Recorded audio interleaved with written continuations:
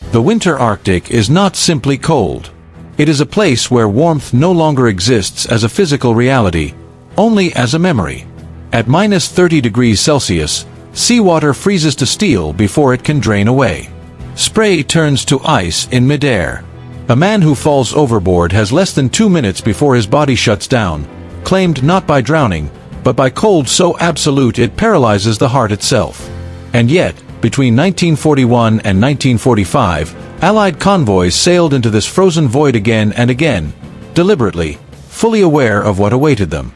The Arctic supply route to the Soviet ports of Murmansk and Archangel became one of the most lethal sea passages in naval history.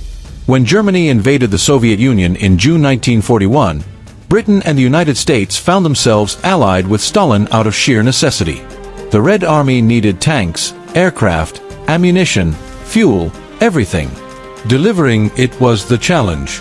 3 routes were possible. The Pacific route to Vladivostok was long and ran dangerously close to Japanese-controlled waters. The Persian corridor through Iran required massive overland transport. The Arctic route was the shortest, and by far the deadliest. Convoys sailed from Scotland or Iceland, threading north of Norway, exposed to German attack for almost the entire voyage. The statistics are unforgiving. Of roughly 800 merchant ships sent along this route, 92 were sunk. 2 Royal Navy cruisers, 16 destroyers and smaller escorts were lost. More than 3,000 Allied merchant seamen died, many not from bombs or torpedoes, but from the sea itself. Germany had turned Norway into a fortress built to choke this lifeline.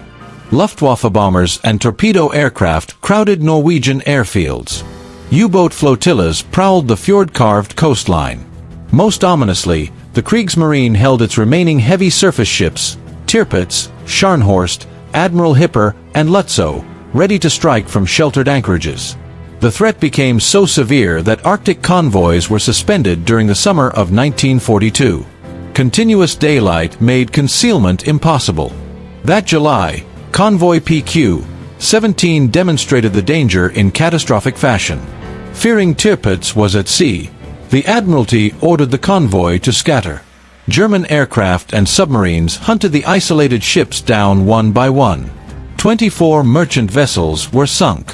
153 sailors died. It was the worst convoy disaster of the war. When Arctic convoys resumed in December 1942, every man involved carried the memory of PQ-17. The German surface fleet still waited behind the Norwegian mountains. The question was never if it would strike, but when. The men crewing these ships were civilians. Merchant seamen. Volunteers. They loaded their holds with explosives and aviation fuel and sailed into waters where rescue was almost impossible. Some were hardened Atlantic veterans. Others were barely out of their teens. All understood one truth: their cargo mattered more than their survival. This is the story of what happened when German warships finally caught an Arctic convoy in open water, and how one merchant captain's decision to trust the ice itself would determine whether 30 ships lived or died. The date was December 31st, 1942. The convoy was JW-51B. Lochue, on Scotland's northwest coast, served as its assembly point, a deep, sheltered harbor hidden among rugged highland terrain. 14 merchant vessels gathered there in the final days of the year, their holds packed with tanks, aircraft, ammunition, and supplies the Soviet Union urgently needed. JW-51B was scheduled to sail on December 22nd, aiming to reach Russian waters before the new year. The ships flew British, American, and Panamanian flags, with crews drawn from across the Allied world. Among them was Empire Doradu, the Commodore ship, carrying Commodore R.A. Meluish, the retired Royal Navy officer coordinating convoy movements. Close escort fell to Captain Robert St. Vincent Sherbrooke, a decorated destroyer commander flying his pennant aboard HMS Onslow. Sherbrooke led the 17th Destroyer Flotilla, Onslow, Obedient, Obdurate, Orwell, and Achates. These were capable warships, but they were built for convoy defense, not for dueling German heavy cruisers. Additional protection came from the minesweeper Bramble, 2 corvettes, Rhododendron and Hyderabad, and the armed trawlers Vizalma and Northern Gem. Against submarines, The escort was adequate. Against surface raiders, it was perilously thin. German intelligence indicated that Admiral Hipper and Lutzow lay ready in Norwegian fjords. To counter them, the Royal Navy positioned a distant covering force, Force R, in the Barents Sea. Rear Admiral Robert Burnett commanded from HMS Sheffield, accompanied by the cruiser Jamaica. Their 6-inch guns could challenge German warships, but they remained 30 miles north of the convoy, close enough to intervene, far enough to avoid detection. Sherbrooke's orders were clear. If German surface ships attacked, his destroyers were to lay smoke, shield the merchant vessels, and engage the enemy directly, drawing fire away at any cost. The convoy would turn away and scatter. It was a plan built on courage, discipline, and hope. And soon, it would be tested. It was a defensive method shaped by hard-earned lessons, never intended to win a battle outright, only to delay the enemy long enough for heavier warships to intervene. The convoy sailed as planned, steering north past the Faroe Islands before turning northeast toward Bear Island and the Soviet coast. Almost immediately, conditions worsened. Powerful gales shattered the formation, and by Christmas Day several merchant ships had lost contact. One destroyer suffered mechanical problems and was forced to return to Iceland, cutting Captain Sherbrooke's escort down to just 5 destroyers. On December 28th, the minesweeper Bramble was detached to search for 5 missing merchant vessels scattered by the storms. She would never rejoin the convoy. By December 30th, most of the ships had regrouped, though the formation remained loose after days of heavy seas. 14 merchantmen now pushed eastward into deepening darkness. Every crew knew they were entering the most dangerous stretch of the route. That afternoon, German reconnaissance aircraft were sighted shadowing the convoy, staying beyond anti-aircraft range before turning west. Their reports were already moving up the German chain of command. Whatever response was planned, it was close. That evening, as the convoy pressed on through polar twilight, signals passed between warships hidden in the Norwegian fjords. Operation Regenbogen, Operation Rainbow, was approved. The trap was set. In the dark waters of Altifjord, 2 German heavy warships waited at anchor. Admiral Hipper, an 8-inch gun heavy cruiser, carried enough firepower to destroy any destroyer with a single accurate salvo. Beside her lay Lutzow, officially a cruiser but widely known as a pocket battleship. Her 11-inch guns could penetrate armor most convoy escorts simply did not have. Vice Admiral Oskar Kumetz commanded the force from Hipper's Bridge, acting on orders approved at the highest levels of German naval command. The plan was straightforward. Hipper would strike from the north, drawing off the escorts. Lutzow would then attack from the south, hitting the exposed merchant ships. 6 destroyers accompanied the heavy units, screening the cruisers and finishing off damaged ships. On paper, the German advantage was overwhelming. Yet Kumetz's orders came with strict limits. Adolf Hitler, still shaken by earlier surface fleet losses, had forbidden his heavy ships from taking serious risks. They were symbols of prestige, not expendable assets. If resistance proved determined or damage threatened, Kumetz was to disengage. Caution was mandatory, an unusual restriction for an ambush against a lightly defended convoy. At 17:45 on December 30th, 1942, the German squadron sailed.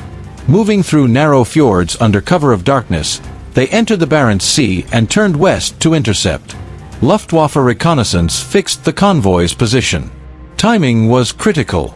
Arctic winter offered barely 4 hours of weak daylight each day, just enough to fight. As planned, Kumetz divided his force. Lutzow and 3 destroyers swept around the convoy's southern flank. Hipper, with the remaining destroyers, advanced from the north. The pincer would close at the same time, trapping the British between 2 powerful forces. No escort could protect 14 merchant ships from attacks coming from both directions. Aboard the convoy, the night passed in tense silence. Lookouts strained to see through the darkness, imagining danger in every shadow. Experience had taught the crews that dawn was the most dangerous moment.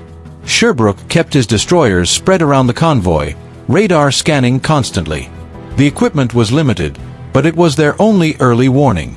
Far to the north, Rear Admiral Burnett's cruisers Sheffield and Jamaica held their covering position, unaware that German heavy ships were already at sea and closing fast. At 8:30 on December 31, 1942, HMS Obdurate, guarding the convoy's starboard quarter, detected fast-moving shapes emerging from the northern gloom. 3 destroyer silhouettes were closing at speed.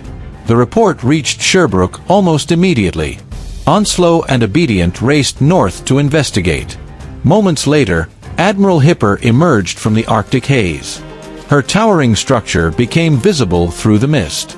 8-inch guns swung toward the British destroyers, weapons capable of destroying them with a single hit. Sherbrooke faced a hopeless imbalance. His own guns could barely damage Hipper's armor. But behind him lay 14 merchant ships and hundreds of civilian sailors. He acted without hesitation. At 9:41, Sherbrooke ordered the attack. Onslow, Obedient, Orwell, and Obdurate charged straight toward the cruiser, laying smoke while firing torpedoes and guns. By any logical measure, it was suicidal. Destroyers attacking a heavy cruiser head-on. But that was the point. Sherbrooke relied on aggression to force Kumetz to respect the torpedo threat and keep his distance from the convoy. At first, it worked. Hipper turned away, firing as she maneuvered, her shells falling wide as the British destroyers weaved through smoke. For nearly half an hour, the destroyers fought a desperate delaying action, closing in, withdrawing, then closing again whenever Hipper approached the convoy. Behind them, the merchant ships turned away, slowly opening distance from the battle. Then Onslow was hit. At 10:20, an 8-inch shell struck her bridge, killing several officers instantly and seriously wounding Sherbrooke. Despite his injuries, he remained on his feet, continuing to issue orders as medical personnel worked around him. Only when blood loss became overwhelming did he relinquish command, first ensuring that Lieutenant Commander David Kinloch aboard Obedient fully understood the situation. Meanwhile, HMS Achates deliberately placed herself between Hipper and the convoy, generating a dense smoke screen to shield the merchant ships. German fire shifted toward her. Shells began to hit. Achates was struck repeatedly, flooding spreading through her hull. Yet her captain, Lieutenant Commander A.H.T. Johns, held his position, continuing to lay smoke even as his ship slowly succumbed beneath him. As the smoke thinned, it became clear that Hipper's gunnery was tightening. The German cruiser had finally found the range. Salvos now fell uncomfortably close to the British destroyers, bracketing them with increasing precision. To Vice Admiral Kumetz, the moment felt decisive. The escorts were damaged, scattered, and clearly outmatched. Beyond the drifting smoke screen, the convoy appeared almost exposed. But 2 factors were about to overturn that assumption. The first came from within the convoy itself. Commodore R.A. Meluish, commanding from Empire Dorado, had been watching the distant flashes of gunfire light the Arctic gloom. He understood the situation instantly. Sherbrooke's destroyers could not hold indefinitely against a heavy cruiser. The convoy had already turned away from Hipper, but that maneuver carried its own danger. German forces might be approaching from the south, waiting for exactly this response. Standard doctrine called for scattering when overwhelmed. Experience said otherwise. Scattered ships became isolated ships, and isolated ships rarely survived. Meluish rejected dispersion entirely. Instead, he chose the ice. To the northwest lay the edge of the polar pack, a frozen wilderness stretching from Svalbard toward the Soviet coast. Most mariners treated it as a threat to be avoided. Ships risked damage or entrapment in shifting flows. Yet Meluish saw something else. The ice offered concealment no smokescreen could provide. At approximately 10:30, he signaled the convoy. Course would be altered toward the ice edge. The merchant ships would steam directly into the frozen margin of the Barents Sea and use the environment itself as protection. It was a bold decision, guiding 14 fully loaded cargo vessels into pack ice while enemy warships hunted nearby demanded the highest level of seamanship. The response from the merchant captains was immediate. These were veterans of Atlantic convoy battles. They understood the choice instinctively. Ice damage was a risk. Heavy guns were a certainty.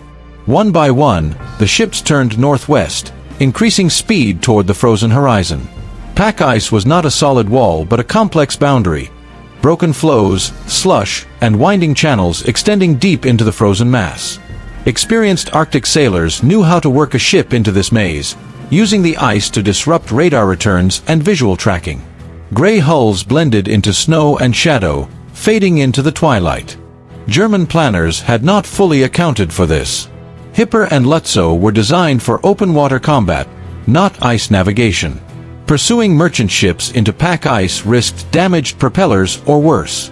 By 11 o'clock, the convoy's leading vessels were entering the ice edge, slowing as captains personally conned their ships through narrow passages. Gunfire continued behind them, but the range was opening. Hipper was not following.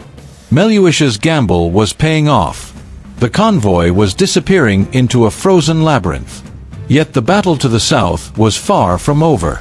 On Hipper's bridge, Kumets faced growing confusion. The plan had been precise: draw off the escorts from the north while Lutzow destroyed the merchant ships from the south. Instead, the British destroyers had attacked aggressively. The convoy had vanished into smoke and mist, and Lutzow had failed to appear where expected. Aboard Lutzow, Captain Rudolf Stang was facing his own problems. Visibility was poor. Snow squalls and perpetual twilight reduced sightlines to a few miles at best. He could hear distant gunfire but could not locate the convoy. Merchant silhouettes appeared briefly, then vanished before his gunners could engage. More critically, Stang was bound by the same restrictive orders. Lutzow carried powerful guns, but she was also irreplaceable. Reports from the destroyer Friedrich Eckold of unidentified warships raised a dangerous question. Were British cruisers nearby? Stang could not be sure, and uncertainty bred hesitation. Meanwhile, British smoke screens multiplied their effect. Achates and Obdurate, despite damage, continued laying dense smoke that merged with natural mist and snowfall. Each time Hipper tried to press forward, British destroyers emerged from the haze, launched torpedo attacks, and vanished again, forcing Kumets to turn away. He was fighting an enemy he could not clearly see. The psychological weight of Hitler's orders now dominated every decision. Returning to port with a damaged cruiser would end a career. Better to disengage than to risk a result Berlin would condemn. At 10:45, HMS Achates finally succumbed. Badly damaged and flooding uncontrollably, she began settling by the stern. Lieutenant Commander A.H.T. Johns ordered abandon ship. He would not survive. Achates sank, having bought the convoy precious time. Moments later, the minesweeper Bramble, still searching for storm-scattered ships, crossed Hipper's path and was quickly destroyed. It was a small success, but one that revealed the German position. 30 miles to the north, Rear Admiral Robert Burnett aboard HMS Sheffield had been monitoring fragmentary reports. The sound of heavy gunfire confirmed his suspicions. Sheffield and Jamaica immediately turned south at full speed, racing toward the battle. Kumets did not know it yet, but the hunters were about to be hunted. At 11:30, Sheffield's radar detected multiple contacts ahead. Admiral Hipper and her destroyers, still probing the smoke banks. Burnett held two decisive advantages. His approach silhouetted the German ships against the lighter southern horizon, while his own cruisers remained hidden to the north. And Kumets was looking the wrong way. Sheffield opened fire. Her 6-inch salvos straddled Admiral Hipper before the German cruiser had even identified the new threat. The decisive phase of the battle had begun. Jamaica joined the engagement moments later. Together, the two British cruisers poured rapid, accurate fire into Kumets' flagship. The impact was immediate. Admiral Hipper reeled under multiple hits. One shell wrecked her aircraft hangar, another damaged a boiler room. Her speed fell sharply as damage control teams struggled to contain flooding and loss of power. Kumets now faced an unwinnable dilemma. His standing orders explicitly forbade sustained action against equal or superior forces. Two British cruisers clearly met that definition. Hipper was already compromised, her fighting efficiency declining by the minute. To press the battle further risked exactly the outcome Hitler had forbidden above all else: serious damage to a prestige ship. The convoy had vanished into the ice and was no longer recoverable. The decision, however bitter, was clear. At 11:37 hours, Admiral Hipper turned away under cover of smoke and withdrew east toward the Norwegian coast. Kumets ordered Lutzow to disengage as well, abandoning Operation Regenbogen entirely. The pocket battleship, despite carrying guns capable of annihilating the convoy, withdrew, having fired nothing at the merchant ships. The opportunity was gone. Yet the action had one final, violent coda. The destroyer Friedrich Eckholt, separated during the confusion, mistook HMS Sheffield for Hipper and closed in to rejoin formation. She sailed directly into British gunfire at close range. Sheffield and Jamaica opened fire immediately. Within minutes, Friedrich Eckholt was shattered by repeated hits and sank with all hands. Burnett pursued briefly, then broke off. His cruisers were undamaged, and there was no reason to chase retreating Germans toward Luftwaffe air cover. The battle was over. As darkness closed over the Barents Sea, Convoy JW-51B began emerging from the pack ice. Commodore Meluish ordered the ships to reform. One by one, silhouettes appeared from the frozen maze. 14 merchant ships had entered the ice. All 14 emerged intact. Not a single cargo vessel had been lost to German surface attack. The cost had been paid by the escorts. HMS Achates lay on the seabed. Onslow was badly damaged, her captain grievously wounded. The minesweeper Bramble had been lost with all hands while searching for stragglers.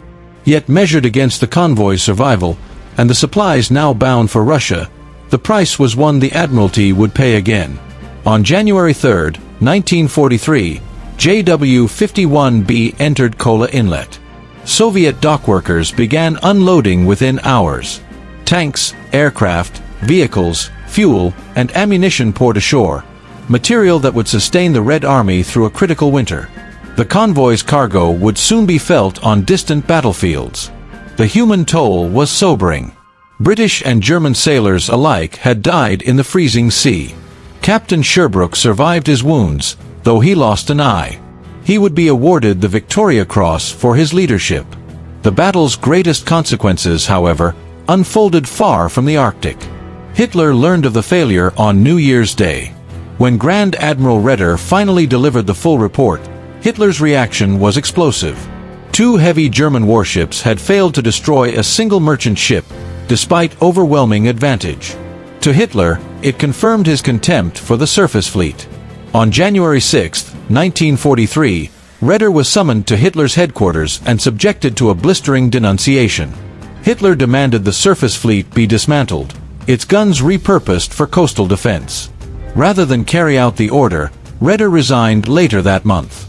He was replaced by Admiral Karl Donitz. Although Donitz later persuaded Hitler to retain the ships in name, German surface raiders would never again challenge Arctic convoys aggressively. The Battle of the Barents Sea had broken that doctrine permanently. For the men who fought there, the meaning was simpler. Destroyer crews charged impossible odds. Merchant sailors threaded pack ice under threat of heavy guns. Cruisers arrived at the decisive moment. Courage, seamanship, and judgment overcame material superiority. Convoy JW-51B survived because ordinary men made extraordinary choices. The Arctic convoys would continue until 1945, but after the Barents Sea, German surface ships would never again seriously threaten them.